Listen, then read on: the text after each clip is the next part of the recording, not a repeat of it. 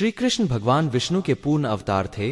महाभारत के अनुसार श्री कृष्ण एक अति बलशाली अलौकिक योद्धा थे। इस वीडियो में हम भगवत पुराण और महाभारत का संज्ञान लेकर जानेंगे कि उनकी और बलराम जी की मृत्यु कैसे हुई थी और मृत्यु उपरांत उनके शरीर का क्या हुआ। आगे बढ़ने से पहले अगर आप हमारे चैनल पर नए हैं तो चैनल शिव भक्ति टीवी को सब्सक्राइब अवश्य करें। अगर वीडियो अच्छा लगे तो शेयर भी कीजिए। हम इस प्रकार के रोचक वीडियोस लाते ही रहते हैं।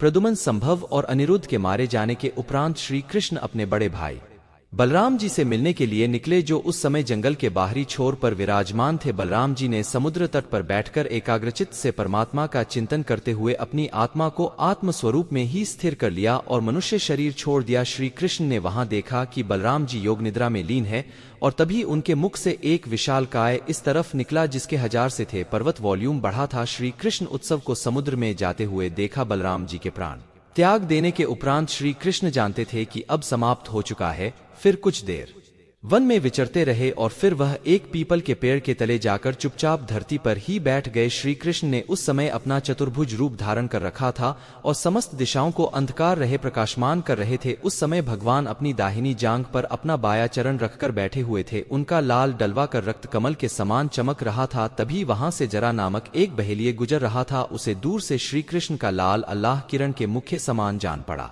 उसने उसे सचमुच हिरन समझकर उसे अपने बाण से भून दिया। जब वह पास आया तो उसने देखा कि अरे, यह तो चतुर्भुज पुरुष है। अब तो वह प्राप्त कर चुका था, इसलिए डर के मारे कांपने लगा और श्री कृष्ण के चरणों पर सिर रखकर धरती पर गिर पड़ा। उसने कहा कि हे मधुसूदन, मैंने अनजान यह पाप किया है, कृपया आप मेरा अपराध क्षमा कीजिए या आप मुझे अभी के अभी मार डालिए, क्योंकि मर जाने पर मैं फिर कभी आप जैसे महापुरुष का ऐसा प्रार्थना करूंगा। इस पर श्री कृष्ण ने कहा, हे जरे तो डर मत, यह तो तूने मेरे मन का ही काम किया है। जहाँ मेरी आज्ञा से तो उस स्वर्ग में निवास कर जिसकी प्राप्ति बड़े बड़े पुण्यवान होती है। इसके बाद श्री कृष्ण का सारथी दारुक उनके स्थान का पता लगाते हुए वहां पहुंचा। उन्हें देखकर दारू के हृदय में प्रेम की बाढ़ आ गई और नेत्रों से आंसू बहने लगे। व्रत से कोट कर भगवान के चरणों में गिर पड़ा। वहां दारू के सामने ही भगवान का गरुड़ध्वज रथ पताका और घोड़ों के साथ आकाश में उड़ गया। उसके पीछे पीछे भगवान के दिव्य योग भी चले गए। यह सब देखकर दारू की आश्चर्य की सीमा न रही। तब श्री कृष्ण ने दारुक से कहा, अब तुम द्वारका चले जाओ और वहां यदुवंशियों के पारस्परिक शहर भिया बलराम जी के परम गति से और मेरे स्वधाम गमन की बात कहो। उनसे कहना कि अब तुम लोगों को द्वारका में नहीं रहना चाहिए, मेरे ना रहने पर समुद्र उसको डूबा देगा। सब लोग अपनी धन संपत्ति, कुटुंब वर माता पिता को लेकर इंद्रप्रस्थ चले जाएं। दारू के चले जाने पर ब्रह्माजी, शिव पार्वती, इंद्रादि लोकपाल, बड़े बड़े ऋषिमुनि, अध्यक्ष, राकेश, अप्सराएं अथवा ऐत्रेय ब्राह्मण भगवान श्री कृष्ण के परम धाम प्रस्थान को देखने के लिए वहां उत्सुकता से अधिक उनके विमानों से सारा आकाश भर गया। अब वह बड़ी भक्ति से पुष्पों की वर्षा कर रहे थे। श्री कृष्ण ने ब्रह्माजी और अपने विभूति स्वरूप देवताओं को देखकर अपने आत्मा को स्वरूप में स्थित किया और कमल के समान नेत्र बंद कर लिए। आगे हम बात करेंगे कि आखिर श्री कृष्ण के शरीर का क्या हुआ। इसका उत्तर हमें महाभारत के मौसल पर्व अध्याय 7 में मिलता है।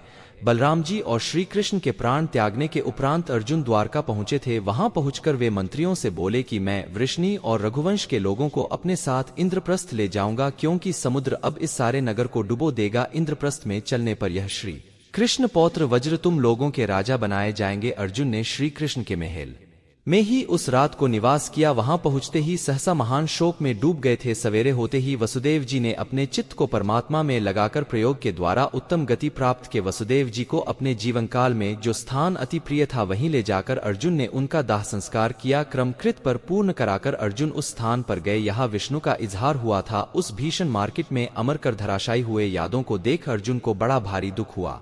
उन्होंने ब्रह्मा शाप के कारण पैरका से उत्पन्न हुए मुस्लिमों द्वारा मारे गए वंश वीरों को बड़े छोटे के क्रम से सारे समुचित कार्य संपन्न किए स्वतंत्र विश्वस्त पुरुषों द्वारा बलराम जी और श्री कृष्ण के शरीरों को खोज कराकर अर्जुन ने उनका तरह संस्कार किया। अर्जुन ने जब के प्रेस कर्म विधिपूर्वक संपन्न करके तुरंत रथ पर आरूढ़ हो 7 में दिन द्वारका से चले गए। आज के वीडियो में बस इतना ही। जाने से पहले लाइक बटन जरूर दबाए हैं और वीडियो अच्छा लगा है तो शेयर कीजिए। आपसे फिर मिलते हैं एक नए रोचक वीडियो के साथ। तब तक के लिए आप सबको हमारी शुभकामना। नमस्कार। जय श्री कृष्णा।